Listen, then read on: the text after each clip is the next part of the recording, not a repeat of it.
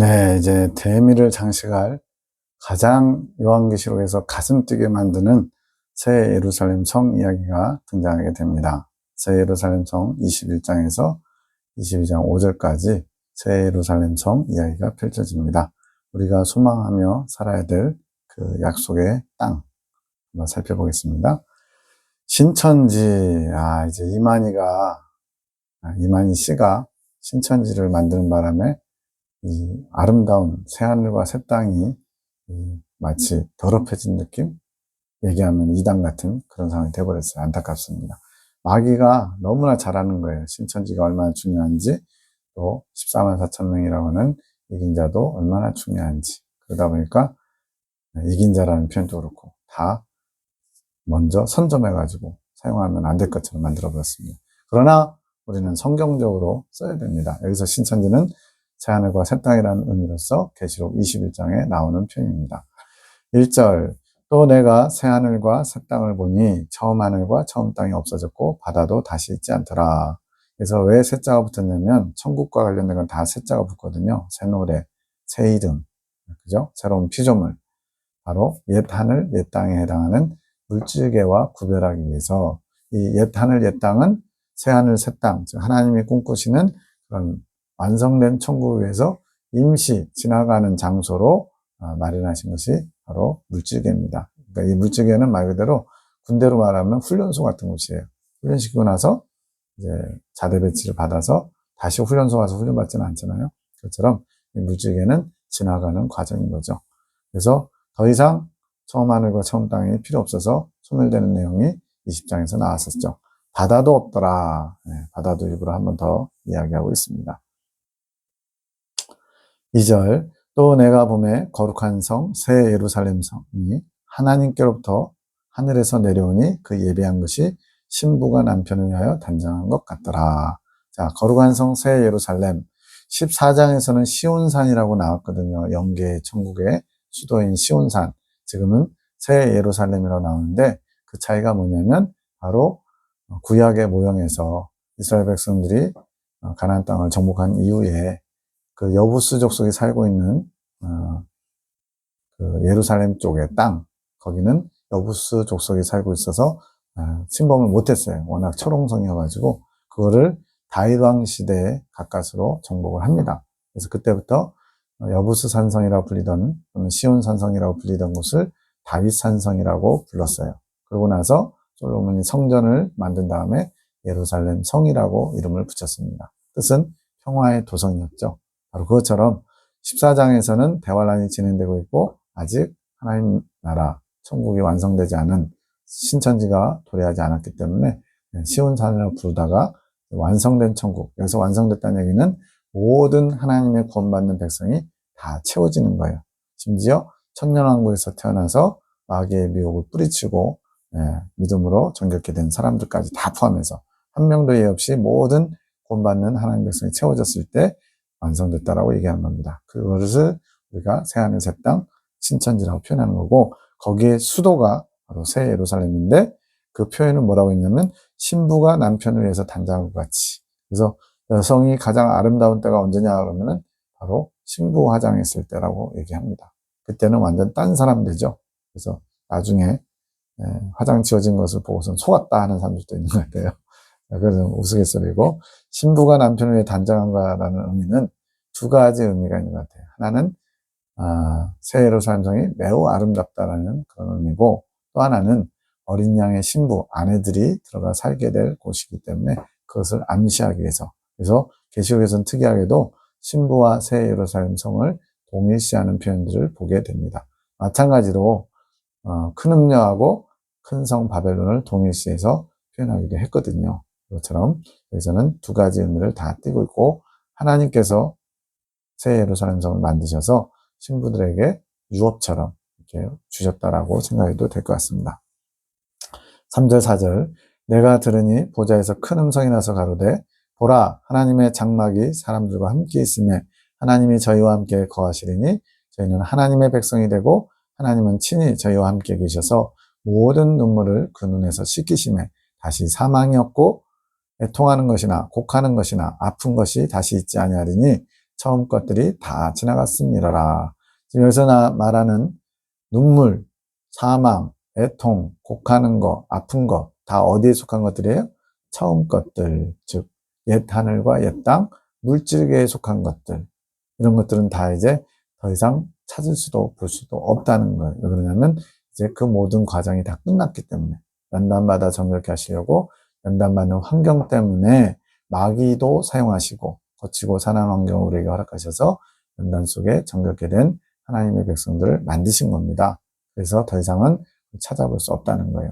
그래서 요한일서 2장 17절에도 이 세상도 그 정욕도 지나가되 오직 하나님의 뜻을 행하는 이는 영원히 거하느니라.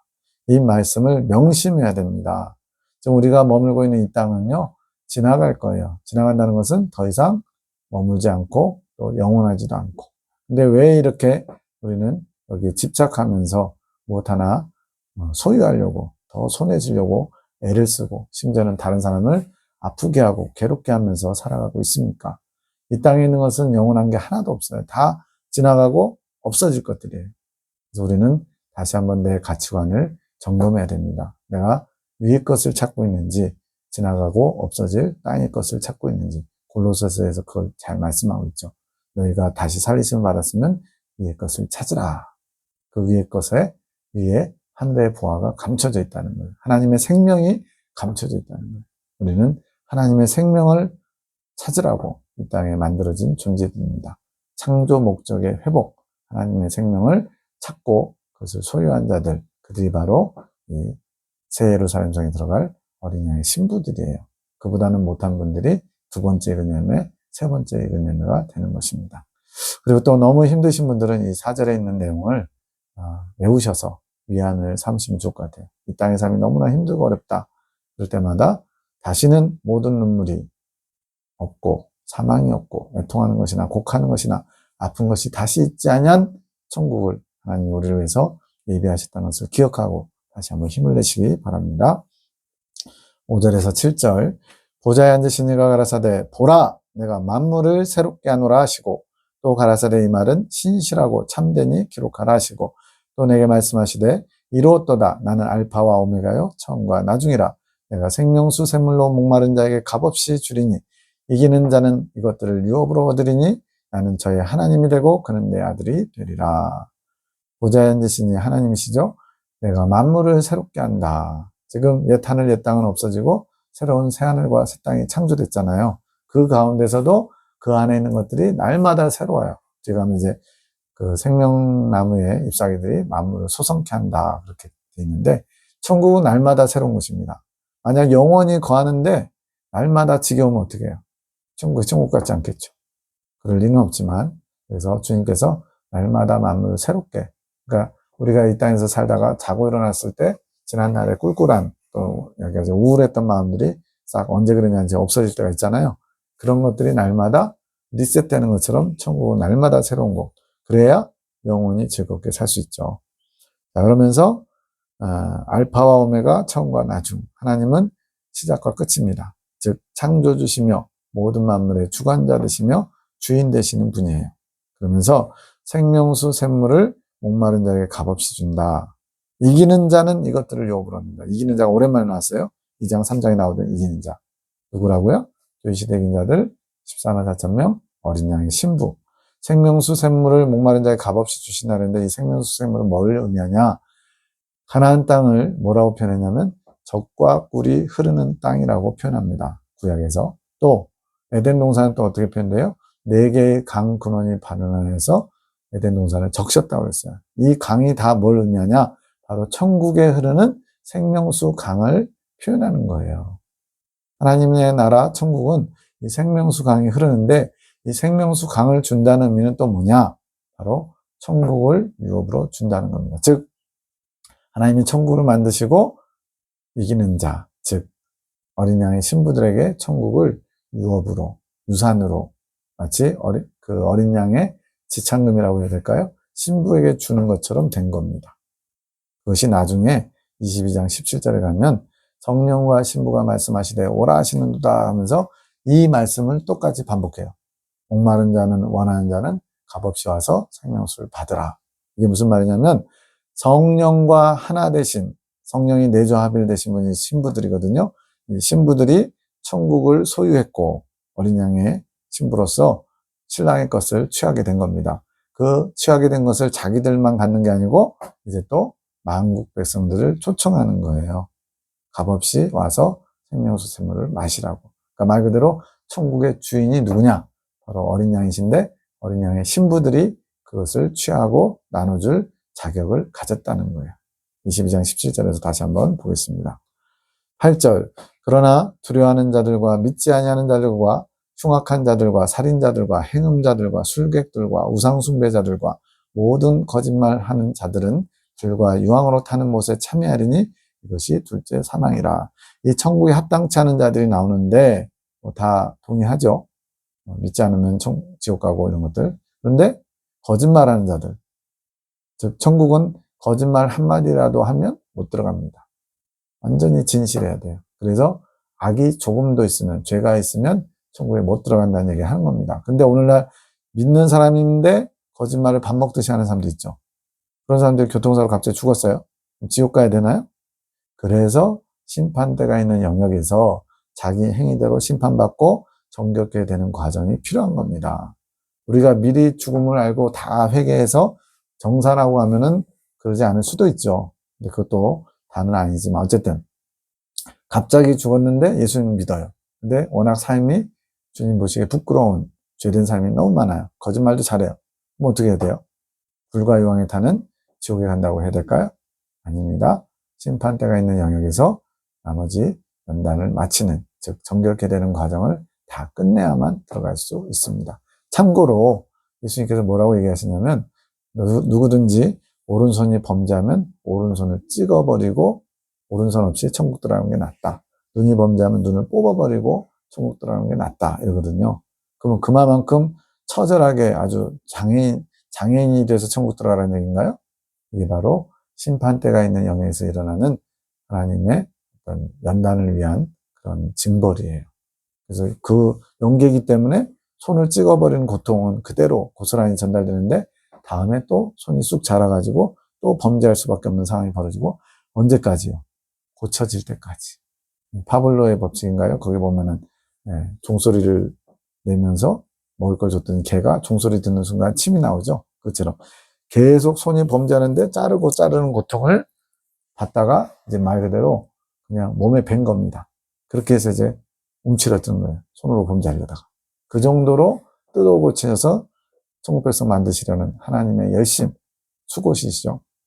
그런 것이 심판대가 있는 영역에서 일어나는 거예요. 그게 지옥의 형벌을 당하는 게 아니고 이 땅에서 당하는 게 아니고 이 땅에서도 물론 그와 똑같은 연단 과정을 겪지만 영계에서는 직접적으로 손을 자르고 눈을 뽑고 그래서 많은 그 영계 체험자들이 지옥 갔다 왔다라고 얘기하는데 잘 들어보면요.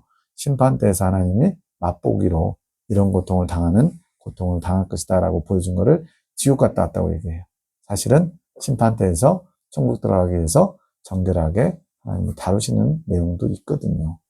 이런 참고사항입니다. 자, 어쨌든 이렇게 두려워하는 자들도 있어요. 두려워하는 자들. 그래서 두려워한다는 것은 하나님을 두려워하면 정상인데 여기서 두려워하는 것은 하나님을 온전히 신실하게 믿지 못하고 하나님을 불신하니까 어떻게 돼요? 자기가 모든 것을 알아서 하려고 하는 자기중심적인 행동들이 나오겠죠. 이런 사람들도 천국에 합당치 않다는 겁니다. 정말로 내가 하나님을 제대로 믿고 있는지 하나님의 약속들, 말씀들을 그대로 믿고 있는지 돌아보시길 바랍니다. 둘째 사망은 영혼의 죽음을 말하고 지옥 가는 것인데 성도들은 예수님의 십자가 보혈의 은총으로 모든 죄를 다 해결하고 천국에 가야 됩니다. 그러기 위해서 심판대가 있는 영역이 필요한 겁니다. 왜? 이 땅에 사는 동안에 모든 죄를 다 그냥 싹 지워버리는 그렇게 해결되는 게 아니기 때문에 그래요. 물론 약속은 받았어요. 예수님 믿고 천국 갈 수 있는 표는 받은 겁니다. 티켓 받았다고 다 들어간 게 아니고 티켓 가지고 구원열차를 타야죠. 구원열차가 목적지에 도착할 때까지 내리면 안 되지요. 딱 좋은 예입니다. 우리 구원열차 타고 뭐 이렇게 천국 간다는 그런 아이들 그 노래 있잖아요. 봄선가. 그거가 딱 맞아요. 티켓은 예수 믿자마자 받아요. 천국행 티켓. 기차로 올라타요. 중간에 본인이 내려버릴 수도 있어요. 뛰어내리면 다치겠지만 그런 것처럼 가라지나 이단교주들은 구원열차 타고 천국행 가다가 자기 마음대로 뛰어내린 사람들이에요. 그러면 구원은 못 받죠. 끝까지 가야 된다. 끝까지. 자, 9절에서는 이제 새 예루살렘 성을 묘사합니다. 7 대접을 가지고 마지막 7 재앙을 담은 7 천사 중 하나, 즉 대접 재앙을 집행했던 천사가 내게 말하여 가로되 이리 오라, 내가 신부 곧 어린 양의 아내를 내게 보이리라. 어린 양의 신부를 보여주겠대요. 사도 요한에게. 자, 성령으로 나를 데리고 크고 높은 산으로 올라가 하나님께로부터 하늘에서 내려오는 거룩한 성 예루살렘을 보이니. 여기서 어린 양의 신부를 누구라고요? 거룩한 성 예루살렘. 그러면 예수님이 예루살렘 성을 끌어안고 신부라고 좋아하시느냐? 그건 아닐 것 같잖아요. 그래서 거룩한 성 예루살렘은 바로 천국의 수도를 가리키는 표현이고, 뒤에 가면 만국이라는 표현이 나온다 그랬어요. 이 천국의 수도인 새 예루살렘 성을 어린 양의 아내라고 하는 것은 바로 이 천국의 수도인 새 예루살렘 성에 들어갈 자격, 권세를 받은 자들이 어린 양의 신부될 자들이라는 것을 말합니다. 왜 대접 재앙 쏟은 천사가 새 예루살렘 성을 보여주냐면, 마지막 재앙까지 대접 재앙을 이렇게 쏟았으면 얼마나 말 그대로 피폐한 그런 과정을 지나왔잖아요.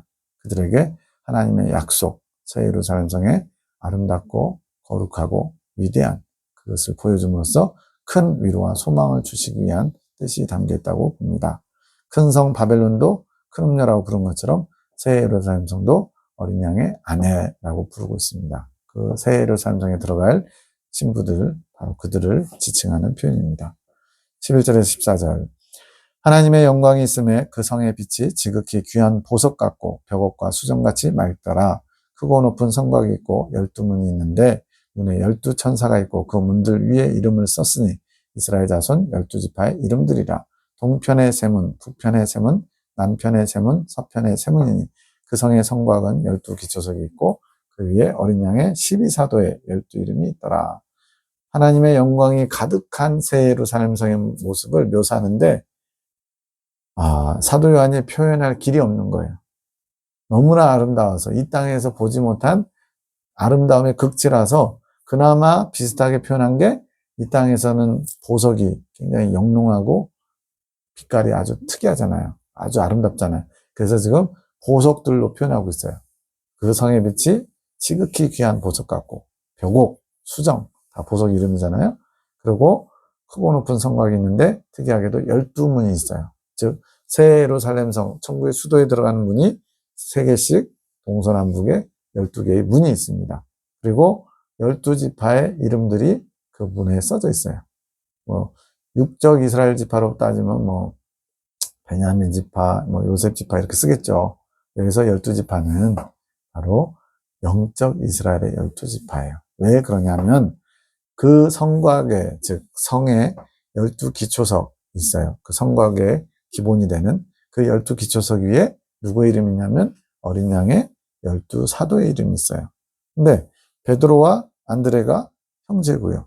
야고보와 요한이 형제예요. 만약에 육적 이스라엘 지파라면 12 사도의 이름이 있으면 안 됩니다. 왜? 두 사람은 누가 뭐라고 해도 같은 지파일 거 아니에요. 어느 지파인지는 알 수 없지만. 그리고 지금은 이스라엘의 12지파가 남아있나요? 유대인이라고 불려요. 유대인. 그는 유다 지파의 사람이라는 뜻인데, 실제로도 실제 유다 혈통을 가진 사람이 별로 없을 거예요. 왜? 엄마가 모계 유대인이면 그건 이제 모계 혈통을 따라 유대인이 되는 건데, 우리나라 사람들 중에도 유대인 되신 분들 많이 있어요. 하다사리 코헨이라는 분을 제가 아는데 선교사예요. 이스라엘에서 하나님의 명령으로 통곡의 벽을 잡고 매일 밤마다 10몇 년간을 이렇게 통곡의 벽 잡고 기도했더니 그것을 이제 랍비가 좋게 봤나 봐요. 그래가지고 랍비 아들하고 결혼해가지고 이분이 유대인이 됐어요. 그런 경우도 있어요. 자, 그러면 여기서 말하는 육적 이스라엘은 혈통을 따지는데 지금은 혈통을 따질 수가 없어요. 그래서 영적 이스라엘 12지파인데 왜 12지파냐? 그것에 대한 설명도 나중에 하겠습니다. 이 12 기초석에 12사도 이름이 있다는 것은 바로 제자들, 12사도부터 천국이 새 예루살렘 성에 들어갈 자들이 채워져 갔다는 얘기예요. 그러니까 첫 번째 14만 4천 명 중에 첫 번째 해당하는 분들이 바로 12사도, 가룟유다만 빼고 이렇게 천국의 건설 사업에 기둥같이 쓰셔서 기초석으로 이름이 새겨지게 된 겁니다. 15절에서 18절 내게 말하는 자가 그 성과 그 문들과 성곽을 청량하려고 금갈대를 가졌더라. 그 성은 네모가 반듯하여 장과 광이 같은지라. 그 갈대로 그 성을 청량하니 12,000 스타디온이요 장과 광과 고가 같더라. 그 성곽을 청량함에 144 규빗이니 사람의 청량 곧 천사의 청량이라. 그 성곽은 벽옥으로 쌓였고 그 성은 정금인데 맑은 유리 같더라. 자, 예루살렘 성을 갖다 청량하는데 성이 네모가 반듯해서 장광이 같고 고두 같대요. 이건 뭐냐면 정육면체, 쉽게 주사위 생각하시면 돼요. 가로 세로 높이가 다 똑같거든요. 크기가 그 주사위처럼 가로 세로 높이가 다 똑같은데 그 한 변의 길이가 12,000 스타디온. 스타디온은 앞서 한번 나왔죠. 14장에서 그 악의 포도송이를 이제 하는데 말 굴레까지 닿았고 그 피해 강이 1600 스타디온을 흘렀다 그랬어요. 1600 스타디온은 300km 가까이 되고요. 여기서 12,000 스타디온은 오늘날 2200km 정도 됩니다. 그러면 천국의 수도인 새 예루살렘의 크기가 얼마나 큰지 알 수 있죠.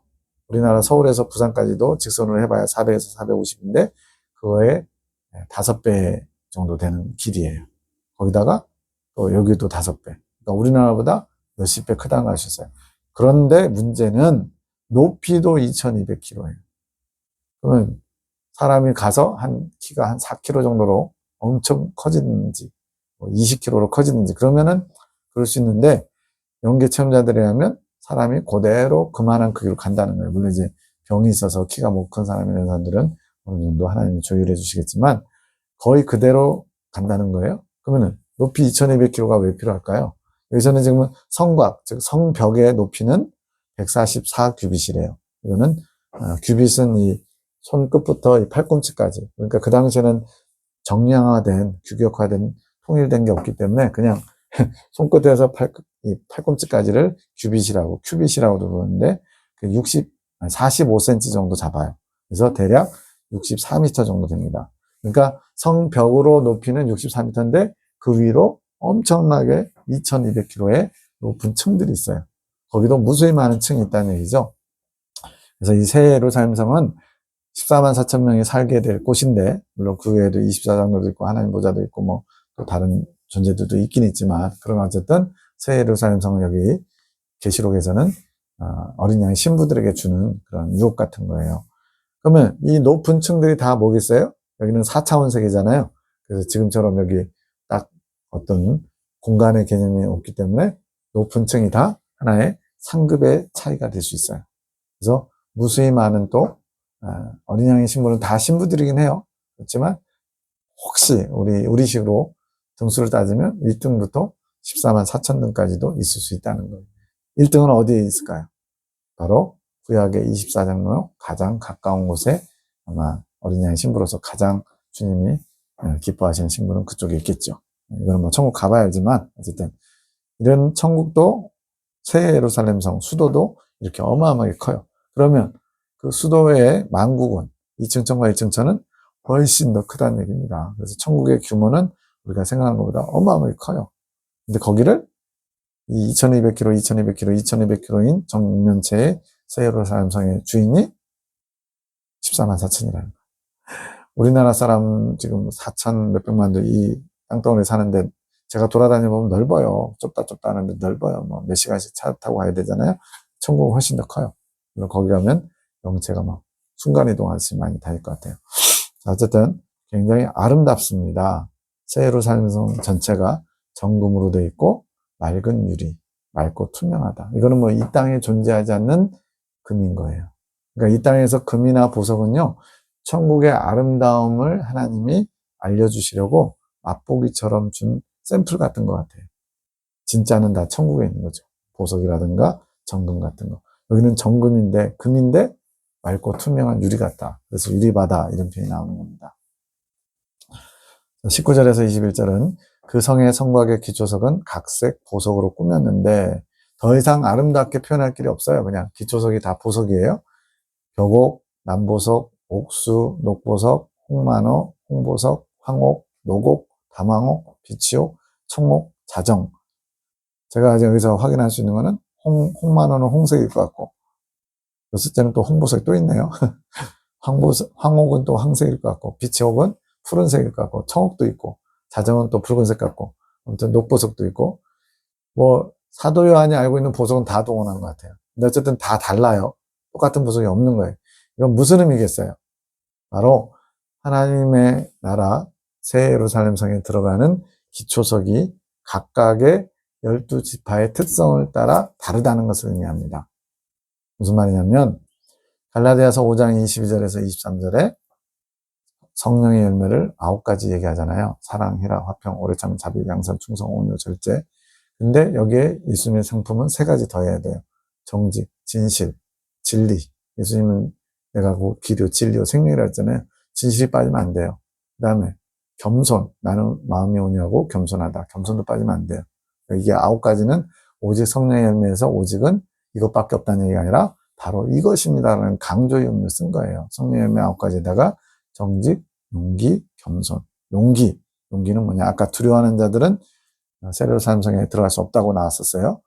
여기서 용기는 담대함인데 단순히 어떤 뭐 싸움에 나가는 그런 전투적인 용기가 아니고 하나님 말씀을 지킬 수 없는 그런 상황 가운데 하나님 말씀을 지킬 수 있는 용기, 담력을 말하는 겁니다. 즉 거짓말 한마디에 1억이 생길 수 있고 거짓말 한마디를 안 하면 1억을 손해볼 수 있다고 쳐봐요. 아이가 아파요. 그러면 나도 모르게 거짓말이 나오죠. 근데 주님 때문에 거짓말하는 자는 하나님 나라 예루살렘 성에 못 들어간다 이러니까 그것 때문에 말씀을 실천하기 위해서 꾹 참고 거짓말을 안 하는 거예요. 이런 걸 용기라고 하는 겁니다. 무슨 뭐 싸움 잘하는 용기가 아니고 자 이런 것처럼 정직, 용기, 겸손까지 합쳐서 12개의 예수님의 성품이 있는데 그 성품들이 각각 지파별로 그게 가장 도드라지는 거예요. 물론 12가지 성품은 다 믿는 사람들이 있어요. 근데 우리도 보면 어느 부분에서 좀 더 강한 그런 성향이 있어요. 대표적으로 베드로는 충성, 사도 요한은 사랑 지파. 이걸 알 수 있는 것처럼 12제자가 아마 다 각각 특성이 있을 것 같아요. 그래서 어느 사람은 온유 지파, 어느 사람은 희락 지파 이런 식으로. 그래서 희락도 희덕거리는 희락이 아니에요. 언제나 주님으로 인해 만족하고 기뻐하면서 다른 사람에게도 그 기쁨을 나눠줄 수 있는 사람. 이게 희락이에요. 네. 무슨 뭐 이렇게 재밌는 거 봐서 낄낄거리는 희락이 아니고요. 영적인 희락입니다. 자, 이렇게 기초석도 12가지 보석으로 되어 있고 또 문도 12진주문이잖아요. 들어가는 문도 다르잖아요. 지파별로 들어가는 문이 있다는 겁니다. 물론 다른 지파 문으로 들어간다고 해서 막거나 그러지는 않겠지만 이것은 상징적으로 12가지의 예수님의 성품, 성령의 열매가 12가지라는 것을 보여주고 있는 거예요. 12가지의 선. 그러면 이걸 왜 보여주느냐? 우리 각자마다 어떤 사람은 절제가 탁월한 분이 있어요. 어떤 분은 충성스러운 분이 있어요. 좀 인격적으로는 좀 부족하지만 어떤 분은 되게 온유하신 분도 있고요. 어떤 분은 사랑이 많으신 분도 있고요. 물론 또 사람 보는 관점과 하나님 보는 관점이 다르기 때문에 착각하는 경우도 많지만 어쨌든 각자가 맺는 열매들 중에 가장 도드라지게 할 수 있는 부분을 갈고 닦는 연말을 해야 됩니다. 더 많이 풍성하게 열매 맺는 일에 열심을 내야 된다는 얘기죠. 그러면 그것 가지고 천국 가는데 유리할 수 있다는 거예요. 근데 또 12문의 재료인 그것이 진주로 돼 있대요. 왜 하필 진주일까? 진주가 만들어진 과정은 다 아시죠? 조개 안에 이물질이 들어가지고 그 이물질을 뱉어내기 위해서 자꾸 뭔가를 이렇게 분비해가지고 그것을 감싸는 거예요. 감싸가지고 점점 커지더니 밝고 영롱한 진주가 되는데 그 진주가 만들어지기까지 이 조개에게는 큰 아픔과 고통이 있다는 거예요. 그래서 아마 이러한 예수님을 따라 이 천국을 사모하면서 새 예루살렘 성에 들어가기 사모하면서 정말로 인내와 믿음의 열매를 맺은 사람들이 들어가는 곳이기 때문에 진주문으로 되어 있다라고 생각해 볼 수 있겠습니다. 성의 길이 맑은 유리 같은 정금이라고 그랬어요. 그러다 보니까 새 예루살렘 성이 천국 전체라고 해석하는 분들이 대부분이기 때문에 전부 다 맑은 정금인 줄 알아요. 그러나 여기서는 일단 새 예루살렘 성 바닥이 유리 같은 정금입니다. 그 외에 만국 바닥은 어떨지는 몰라요. 표현이 안 돼 있으니까. 그렇지만 일단은 새 예루살렘 성만 맑은 유리 정금 바닥이라고 생각하시면 좋을 것 같아요. 22절, 23절. 성 안에 성전을 내가 보지 못하였으니 이는 주 하나님 곧 전능하신 이와 및 어린 양이 그 성전이심이라. 그 성은 해나 달의 비침이 쓸데없으니 이는 하나님의 영광이 비치고 어린 양이 그 등이 되십니다. 자, 이 얘기가 왜 나오냐면요. 15장 5절에 장막 성전 이야기가 나오고 그 전에도 또 성전이 열리니 이런 표현이 나왔어요. 즉 천국의 시온산일 때, 아직 완성되지 않은 천국일 때 시온산에 하나님 보좌 있는 곳에 성막이 있었어요. 그게 장막 성전이거든요. 이단들이 또 이것도 엄청 좋아해요. 다 장막 성전 얘기를 해요. 다 이런 계시록에서 따온 것 같아요. 자, 이 장막 성전은 무슨 의미냐?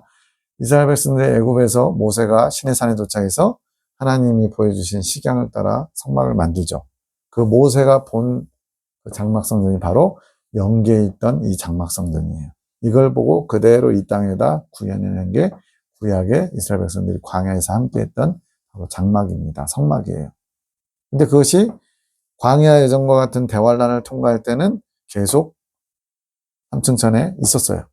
그러다가 이제 새 예루살렘 성이 완공됐잖아요. 그러면서 더 이상 광야에서 인도하던, 즉 연단 과정 가운데 함께했던 성전은 더 이상 필요가 없게 된 겁니다. 이게 모형적으로는 이스라엘 백성들이 광야에서는 장막 성전이 함께했지만 솔로몬이 새 예루살렘 성전을 지으면서 더 이상 장막 성전이 필요 없게 된 거랑 똑같은 원리예요. 그래서 21장 여기 와서는 이제 하나님의 나라 새하늘과 새 땅이 완성됐기 때문에 광야 연단 과정 중에 인도했던 장막 성전은 이제 보이지 않는 겁니다. 왜 안 보인다고요? 전능하신 아버지 하나님과 어린 양이 성전 그 자체가 되시기 때문에. 그 전까지는 아직 미완성이었던 거예요. 그래서 해나 달의 비침이 쓸데없대요. 왜? 영계의 태양이신 하나님께서 친히 비춰주시는 거예요. 그래서 하나님 보좌에 가까우면 가까울수록 가장 그 세마포의 빛이나 또 얼굴에 해같이 빛난다는 이 표현이 나오잖아요. 다 그 영광이 하나님의 영광을 반사하기 때문에 굉장히 빛나는 겁니다. 모세도 시내산에 올라갔다 내려오니까 어땠죠? 얼굴에 막 광채가 나니까 사람들이 막 두려워하는 거예요. 이런, 박내, 전구같이 생겼네. 이런 밝기가 아니라 두려움을 주는, 죄인에게 두려움을 주는 거룩한 빛이 난 거예요. 그래서 어쩔 수 없이 모세가 얼굴을 수건으로 가리잖아요. 하나님의 영광이 그만큼 엄청난 빛의 능력이 있기 때문에 그래요. 삼위일체 하나님의 빛이 예수님을 통해 천국 전체에 마치 등과 같이. 그래서 다른 등은 필요 없다는 거예요. 남만 있어요. 어떤 사람들, 밤이 없으면 어떻게, 자면 어떡하지? 나는 불 꺼야 자는데, 이런 분들이 있어요. 천국은 잠자는 곳이 아닙니다. 이 땅은 잠시 잠깐 머물다 가는 그런 곳이기 때문에 육체에 피곤함이 있고 쉼이 필요해요. 그러나 천국은 잠자는 곳이 아니에요. 물론 집도 있고 침대도 있다고 그래요. 근데 그거는 피곤해서 자는 곳이 아니라 하나의 쉼을 얻는 장소이지, 그래서 피곤해서 아파서 눕는 곳이 아니라는 거예요. 24절. 만국이 그 빛 가운데로 다니고 땅의 왕들이 자기 영광을 가지고 그리로 들어오리라. 드디어 나왔습니다. 만국. 계시록을 읽다 보면 새 예루살렘 성이 천국 전체인 것처럼 읽게끔 돼 있어요. 하나님 감춰놓으신 것 같아요. 근데 24절에 만국이 그 빛 가운데로 다닌다. 다닌다는 표현은 좀 그래요. 번역상의 문제 같은데, 만국이 하나님의 빛으로 충만하다는 거예요. 앞에서 빛 얘기 했잖아요. 천국은 다른 등이 필요 없다고. 하나님이 친히 등이 되신다고. 지금 그것과 연관시켜서 생각해야 돼요. 그래서 여기서 만국은 뜬금없이 갑자기 세상의 만국이 아니고 천국의 만국. 새 예루살렘 성을 제외한 1층 천과 2층 천을 가리키는 표현이에요. 마치 이스라엘 땅에 가나안 땅이잖아요. 가나안 땅에 수도 예루살렘 성이 있는 것처럼. 그래서 여기서 빛 가운데 다닌다는 것은 하나님 빛의 충만한 만국을 가리키는 표현으로서 신천지의 만국입니다. 그런데 땅의 왕들이 자기 영광을 가지고 들어온다. 앞서 바벨론이 멸망하기 전에는 뭐였어요? 큰 성 바벨론 멸망하기 전에 땅의 왕들이 있었죠. 땅의 상구들도 나오고. 그 땅의 왕들과 여기 땅의 왕들이 같은 존재일까요? 아니겠죠. 거기 땅의 왕들은 거짓 메시아 적그리스도에게 붙어서 분봉왕 노릇을 잠깐 3년 정도 했던 왕들이고, 여기 땅의 왕들은 천년왕국에서 왕 노릇을 했던 분들이에요. 그분들이 이제 천년왕국에서 임무를 다 마치고 복귀하는 겁니다. 신천지로. 그래서 자기 영광, 무슨 영광이에요? 새 예루살렘 성에 들어갈 영광을 가지고 그 자격이 된다는 얘기입니다. 어린 양의 신부, 휴거성도, 대환란 면제성도, 교회시대 이긴 자들, 이분들이 자기 영광을 가지고 여기서 그리로는 어딜까요? 만국으로 들어가는 걸까요? 새 예루살렘 성으로 들어가는 걸까요? 당연히 새 예루살렘 성으로 들어가는 거겠죠. 만국은 신천지의 1, 2층 천을 말하는데 뭐 넓게 보면은 새 예루살렘 성까지 포함해서 전체를 말할 수도 있다고는 봐요. 그러나 여기서 초점은 새 예루살렘 성이 있고 그 외에 1층 천, 2층 천에 해당하는 곳도 있다는 거, 이것만 놓치지 않으시면 됩니다. 땅의 왕들이 새 예루살렘 성으로 들어와서 이제 영원한 삶을 누리게 되지요. 이 그리로가 의심스러운 분들은 25절에 나옵니다. 또 성문들을 낮에 도무지 닫지 아니하리니 거기는 밤이 없음이라 사람들이 만국의 영광과 존귀를 가지고 그리로 들어오겠고, 또 그리로 들어온다 그랬죠? 지금 무슨 얘기하고 있어요?